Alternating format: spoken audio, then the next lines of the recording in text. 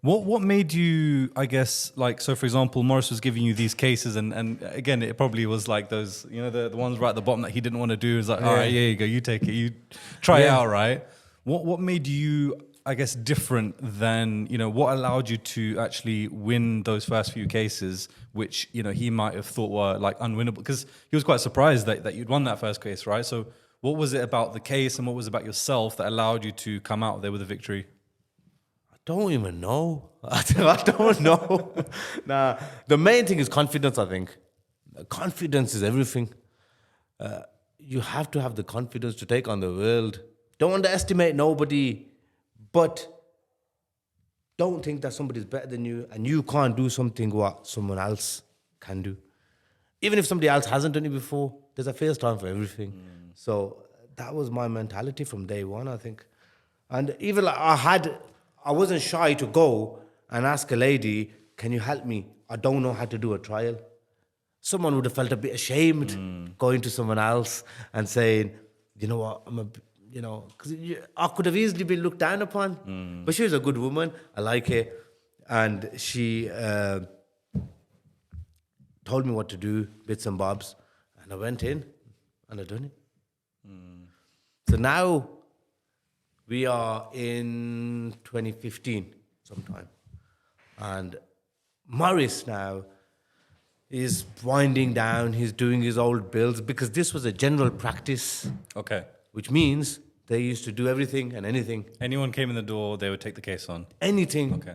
Wills, civil litigation, complaints against schools, taxi licenses committees, conveyancing, immigration, anything and everything. Money used to do here. Family law, anything. And I was surprised. I said to him, then he started doing his old bills. He had some bills left from like 5 years ago. And I thought to myself, he's very slow. This old man is slow. But then he was old. He was old. You do slow down with age, isn't it? May God bless him, though. He's a good guy. And then I sat, when we sat down, this place was like a total construction site. This was the storage room, what we're sitting in now, the construction, this conference room. This was the storage room, so there was metal shelves here from all the way there. This doors was, of course, wasn't here. The metal shelves all the way from there, and metal shelves all the way to there as well.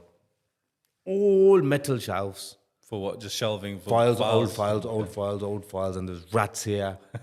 And it used to smell bad, this place did. And I have a dust allergy, and when I used to come here, I used to, go back with hay fever, not hay fever, dust fever, whatever it's called. And I spoke to him. I don't know whether we must have been sitting in one of them rooms upstairs, or I can't even remember. Can't remember. Here, that room, not this one, the one after it, where the boys sit now, tabrets and them. We was in that room, and I spoke to him. I go, Maurice, let me make you an offer. He goes, what is it? I go, I want your firm. You want to close down? Because he used to give me indications that, look, I want to go to Jamaica. I want to retire.